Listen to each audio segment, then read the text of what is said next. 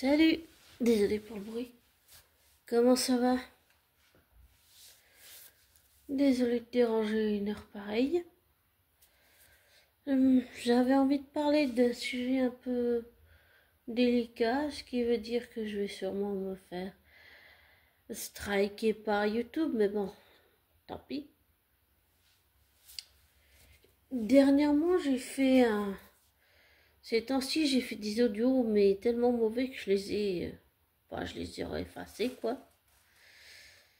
Et désolé à l'avance, mais c'est mon chaton qui fait du bruit. Voilà. Il se met confortablement dans son panier.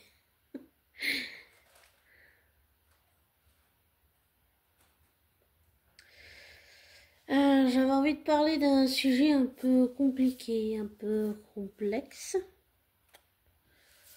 même délicat. C'est pour ça que je dis que YouTube va me striker, mais tant pis, c'est pas grave. Je voulais parler d'un sujet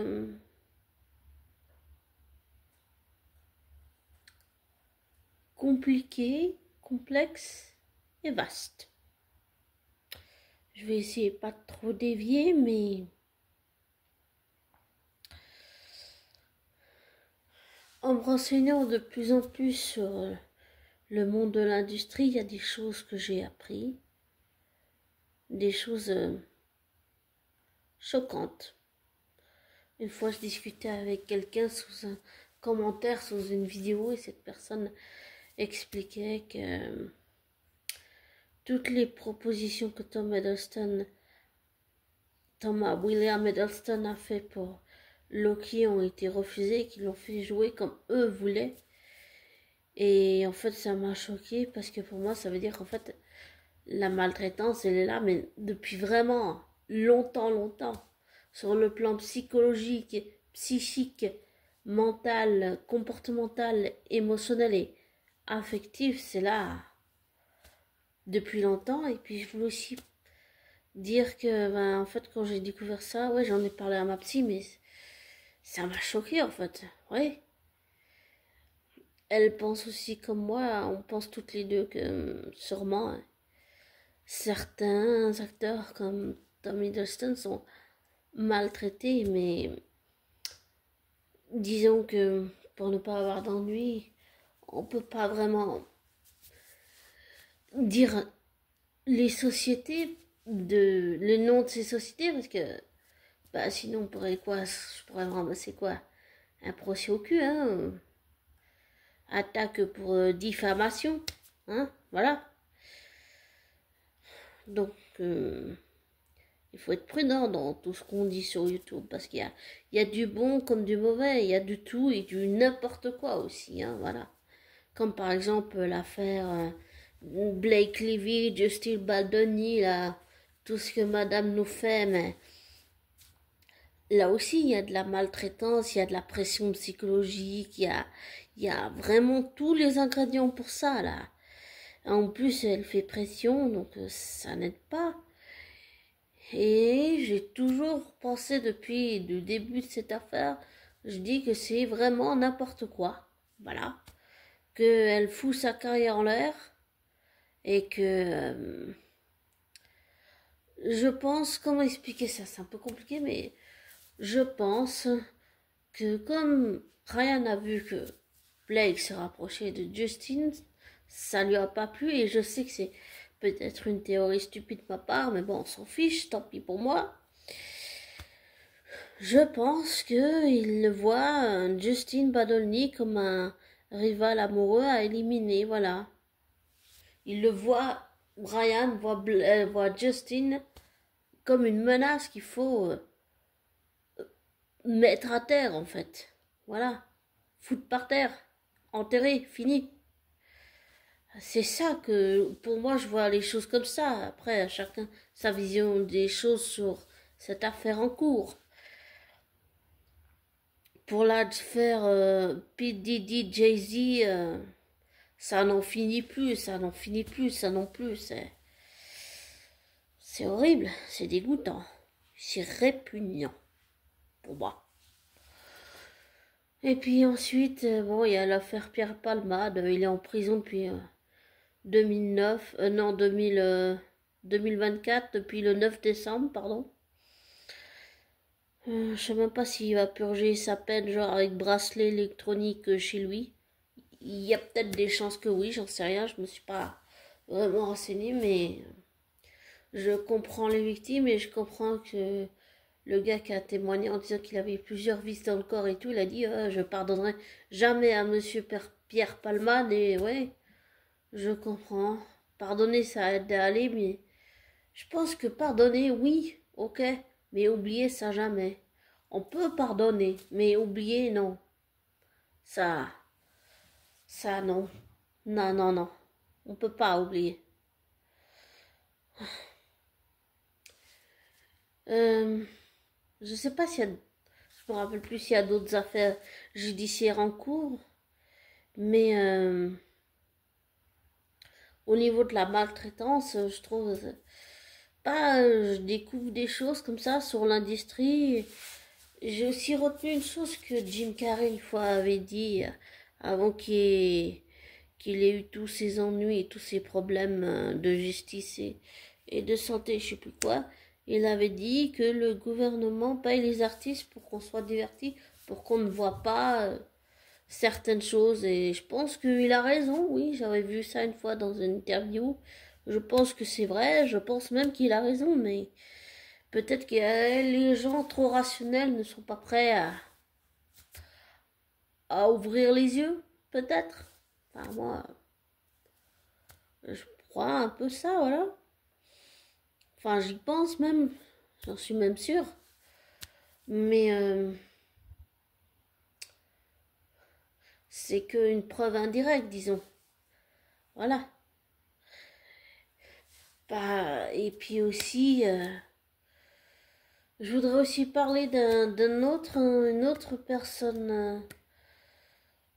Non, je voudrais pas parler d'une autre personne, je voudrais parler de quelque chose, d'un autre sujet. Là, on va partir sur autre chose. Euh, sur un autre sujet touchy, mais on va dire, va me faire striker, mais tant pis pour moi, comme je l'ai dit depuis le début de cet audio. Désolé, je bois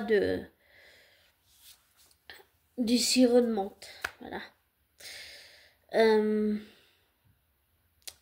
Comment aborder ce sujet, je ne sais pas, mais on va foutre les pieds dans le plat.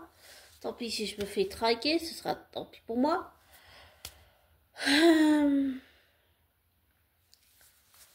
Au début, j'y croyais pas. Non, j'y croyais pas du tout. Je me disais, c'est pas possible, c'est le fruit de ton imagination, c'est fou en fait, c'est dingue. En fait, avec tout ce qui se passe dans le monde, j'ai compris que ces histoires de théories conspirationnistes sur les Satata et compagnie, en fait, j'ai compris, j'ai pensé au début, bah, tu t'es dans le déni, tu sais, tu cherches une explication rationnelle en disant que tu te répètes, mais c'est pas possible, c'est pas vrai, ça n'existe pas. Et puis l'idée fait son chemin dans la tête. Et puis oui, on a le droit de changer d'avis. On dit, je sais pas d'où vient cette expression, mais une expression qui dit il y a que les imbéciles qui changent pas d'avis. Ben oui, c'est vrai. Voilà. Et ce que j'ai compris, c'est que dans le monde de l'industrie, oui, il y a les élites, il y a les sociétés secrètes, il y a les satata, il y a tout ça, tout ça. Mais j'ai compris qu'il y avait différents. Enfin, après, ça, c'est mon interprétation. Ça n'engage que moi, ok? Personne d'autre. C'est que mon avis. C'est tout. Et ça n'engage que moi, je répète. Important de le souligner pour qu'il n'y ait pas de malentendu. Donc, selon moi, voilà. Ce que j'ai compris, et je le dis à ma façon, c'est que dans l'élite, il y a plusieurs degrés des lithias plusieurs degrés de rituels satata, de tout ça, j'ai compris que certains utilisaient, si on peut dire, je sais pas si on peut dire le diable, mais qui utilisaient, on va dire, des démons ou je sais pas quoi, pour avoir le succès, la notoriété, tout ça, et les rituels satata. Mais ce que je pense, c'est qu'il y en a qui font partie, oui, et il y a d'autres acteurs ou actrices qui font absolument pas partie de ça, mais qui savent, qui sont au courant de l'existence de ce genre de choses, horribles d'ailleurs et répugnants, mais qui sont pas du tout dedans. Donc je pense qu'il y a différents niveaux dans ce truc de l'industrie du satata et compagnie. C'est juste que, ouais, il y en a certains qui font partie et d'autres pas du tout, mais et même s'ils sont gros, c'est-à-dire qu'on les met à l'écart. Voilà. C'est ça que je crois. Après, je peux peut-être me tromper, hein. Voilà. Mais ce que je pense, c'est que, toujours selon moi, après ça n'engage que moi, je le tiens à souligner, je pense qu'on peut réussir, j'allais dire, sans diable, sans démon, sans tout ça, sans élite, sans rituel satanique, sans satata, sans rien de tout ça. Sans les élites, je pense qu'on peut réussir. Oui, on peut réussir à faire les choses, à avoir une carrière, mais sans toutes ces choses-là. C'est ça que je crois. Après, je sais pas, j'ai peut-être tort, mais c'est ça que je crois, moi. On peut réussir sans diable, sans démon, sans... on peut réussir à avoir de la notoriété, une carrière, sans signer quoi que ce soit avec démons, satata, tout ça, rituel, tout compagnie. Je pense qu'on peut réussir vraiment avec du travail, avec la force psychique, la force mentale, avec la luminosité, avec notre foi, avec notre humanité. Pour moi, on peut réussir une carrière avec tout ça. Mais que maintenant, avec ce qui se passe et tout, et toutes les énergies positives, eh bien, je pense qu'elles sont en train de faire le ménage parce qu'il y a beaucoup de choses qui sont révélées. Et donc, c'est, pour moi, ça prouve que ce qui se passe dans le monde, tout ce que les élites veulent cacher, en fait, c'est en train de leur exploser à la gueule. C'est simple et c'est clair. C'est limpide. Et que, au lieu de nier, ils devraient dire la vérité. Il n'y a que la vérité qui peut libérer la conscience de l'être humain. Il n'y a que la vérité et la foi et la sincérité qui peut libérer. Et pas mentir et manipuler et faire croire tout et n'importe quoi. Et j'allais dire même pour les gouvernements invisibles qui gouvernent le monde et même pour ceux qui détiennent le savoir, c'est ceux qui détiennent le pouvoir. Et j'adore l'expression de la youtubeuse américaine qui dit « Eux, ils ont le vis, moi j'ai le tournevis ». Je ne sais plus comment elle l'a dit, mais j'adore qu'elle ait dit ça. J'adore cette expression qu'elle a dit. Et c'est, avec tout ce qui se passe, je pense que c'est vrai, oui, c'est vrai. Et j'ai fait cet audio parce que j'ai envie de le faire déjà, et puis parce que l'autre audio, je l'ai supprimé parce que c'était un audio pas vraiment super bon, je le trouvais pas super. En plus, je suis partie un peu dans tous les sens, sans rester dans les sujets que je voulais aborder comme maintenant. Donc voilà. Et je voudrais finir sur peut-être des anecdotes, oui. Par exemple, je vais raconter, je vais garder une anecdote, mais pour la fin, une belle anecdote une belle histoire. Voilà. Mais là, je vais commencer avec quelques anecdotes personnelles et intimes que j'ai vécues, puis j'en finirai avec une autre euh, que j'ai pas vécue, mais que ma mère adoptif a vécu, qui est une très belle histoire, je trouve. Vraiment très très belle. Euh, en fait, j'ai vu depuis enfant, en fait, j'ai grandi, je pense, avec la médiumnité, sauf qu'à l'époque, je ne le savais pas. Et j'ai commencé à voir des choses. Par exemple, ça m'arrive ces temps-ci de voir, je vois des lignes, et en fait, quand je prononce le mot matrice, et ben, je vois des lignes partout. Donc je pense toujours qu'on est dans la matrice. Donc oui, c'est vrai, on est dedans. C'est comme un jeu, on est dedans, on est dans la matrice, c'est un échiquier géant en fait. Voilà. Euh, et je pense que ces histoires d'extraterrestres et d'ovnis, de tout ça, je pense aussi que ça existe. Je crois à toutes ces choses. Je crois aussi qu'il existe d'autres mondes avec des versions de nous où on n'a pas la même vie, qu'il existe des dimensions, enfin des dimensions, je pense que c'est plutôt des univers, maintenant on dit dimensions, mais je pense que c'est des mondes qui existent, oui. Bon, on n'a pas la même vie, on n'a pas les mêmes choses qu'ici, hein, voilà. Et je dis ça parce que une fois je me suis mis à écrire à l'ordinateur tout un tas de choses que j'ai pas relu d'ailleurs. Et c'était pas vraiment moi. J'avais la sensation qu'il y avait une autre personne. Et que cette autre personne, en fait, c'était une autre version de moi qui avait une autre vie. Et je me souvenais pas de ça. Je m'en suis souvenu quand j'ai une fois relu un petit peu.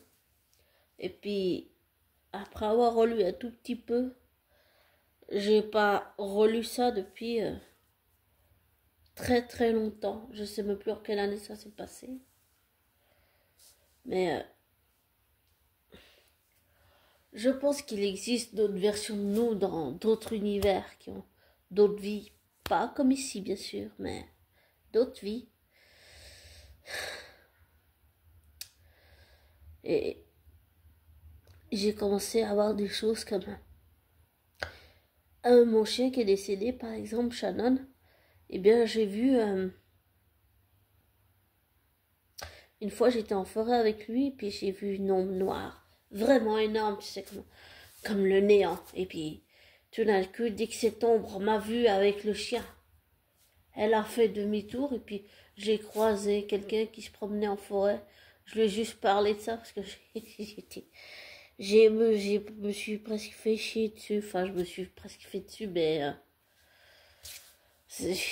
j'ai été terrifiée. Et c'est pour ça qu'après, j'ai jamais voulu retourner dans la forêt toute seule et que je voulais que mon père vienne avec moi. Mais ça, je lui ai dit il y a pas longtemps. J'ai jamais réussi à lui dire tout ce temps. Mais je lui ai dit il y a vraiment pas longtemps. Mais j'ai commencé aussi à voir... j'ai vu les 4 pierres des 5 éléments. Le blanc, le rouge, le vert et le jaune. Une fois, je me suis réveillée, j'étais couchée au lit dans le noir, hein, voilà. Et je me suis réveillée et tout d'un coup, j'ai vu au-dessus de moi, j'ai vu un visage. J'ai eu très très peur. Et j'avais le cœur qui battait vraiment vite. Et j'allais dire, oui, je prends un traitement, j'ai plein de médicaments pour le diabète et la santé et tout le reste. Mais j'ai pensé d'abord que c'était les médicaments, mais j'ai compris que c'était pas le fruit de l'imagination ou des hallucinations comme souvent, j'allais dire, ceux qui tiennent le narratif officiel disent. C'est trop facile de dire ça maintenant. C'est dépassé en fait. Faut avoir ne plus avoir des œillères et avoir, comment on va dire, une vue à 180 degrés. Voilà. Et pas des œillères où tu vois juste que ce que tu veux voir. Parce que ça aussi, j'ai essayé de voir que ce que je voulais voir et ça n'a pas été un grand succès. Voilà. Et je finirai avec donc cette anecdote qui est très belle, bon, qui est plutôt, on va dire, rationnelle pour le coup, mais que j'ai trouvé vraiment très belle. C'était ma mère adoptive, je crois qu'elle était à Londres. Oui, ça s'est passé à Londres. Et en fait, elle a vu un homme qui est tombé d'un coup en arrière ou je sais plus sur le côté. Et en fait, il était en plein milieu de la circulation, je crois, dans une rue ou je ne sais quoi. Il y avait des voitures qui passaient et tout. Et en fait, ma mère l'a pris, elle l'a tiré sur le côté, sur le trottoir. Je crois qu'il était en train de faire une crise d'épilepsie. Elle a appelé l'ambulance, puis elle est restée avec lui jusqu'à qu'il soit pris en charge. Et j'ai trouvé ça, waouh. Quand elle m'en a parlé il y a pas longtemps, je me suis dit, waouh. Même si ça paraît pas grand chose, je me suis dit, waouh, maman, t'as sauvé quelqu'un. Oh, je suis très fière de ça. J'ai trouvé ça, je sais pas, j'ai trouvé ça, même si ça paraît pas extraordinaire, j'ai trouvé ça magnifique, je sais pas. C'était magnifique, c'était vraiment magnifique, je trouve. C'était, j'ai trouvé ça, je sais pas, il n'y a pas vraiment de mots pour l'expliquer. Voilà. Bon, ça fait déjà 22 minutes. Je vais te laisser. Je finirai avec une dernière chose. Abonné. Je dirais un message pour toi. Merci d'être là, même si je te mérite pas. Voilà. Et je suis peut-être hypocrite dans ce que je vais te dire. Et je reconnais que je peux être tout à fait contradictoire, mais par exemple, même si j'ai envie qu'on atteigne, je sais pas, moi, le 5 millions, d'abonnés, je dis n'importe quoi, 5, millions d'abonnés, je dis toujours de te désabonner, de ne pas croire ce que je te dis, de ne pas te laisser influencer par moi, de faire tes recherches, tes vérifications, parce que pour moi, c'est la seule façon que tu sois libre, que tu ne boives pas mes paroles, que tu te méfies de moi, que tu cherches par toi-même, parce que si tu bois toutes mes paroles sans vérifier, ça, pour moi, c'est pas normal. Voilà, c'est pas normal. Il faut pas que tu boives mes paroles. Il faut que tu cherches. Je te pousse vraiment à chercher parce que on vit dans un monde où, par exemple, tout ce qu'on entend sur YouTube, c'est abonne-toi, like, et puis voilà.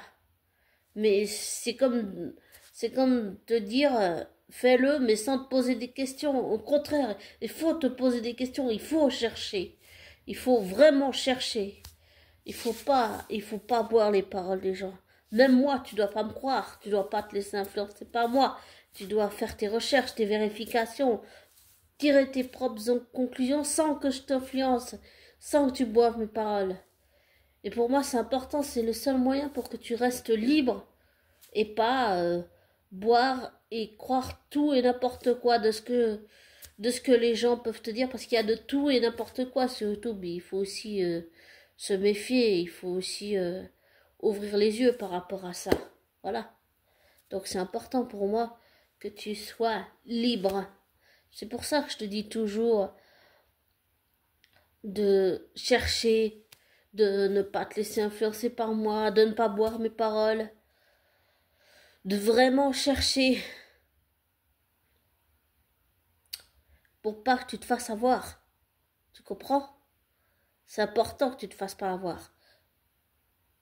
que ce soit moi ou quelqu'un d'autre. C'est important de ne pas te faire avoir. Voilà. Et pour moi, c'est ma façon de veiller sur toi, m'abonner, même si on ne se connaît pas dans la vraie vie encore.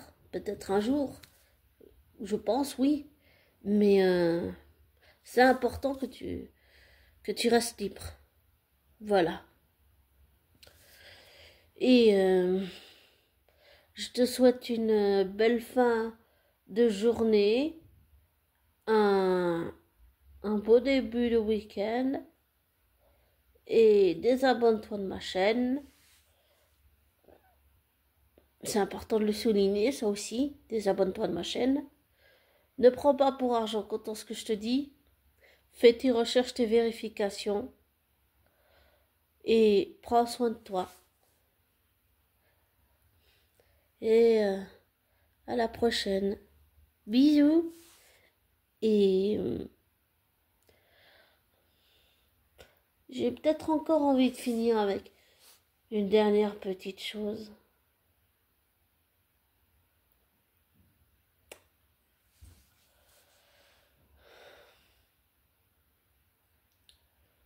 Tous les sujets dont j'ai parlé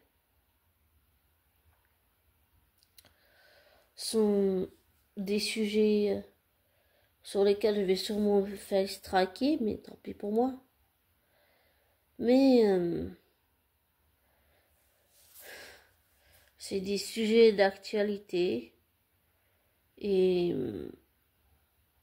je tiens à ce que tu ne te fasses pas avoir. Voilà pourquoi je te dis tout le temps de chercher des informations. Et je te le répète, et c'est redondant et saoulant, mais c'est important que tu sois libre et que tu le restes. Donc prends soin de toi. Désabonne-toi de ma chaîne.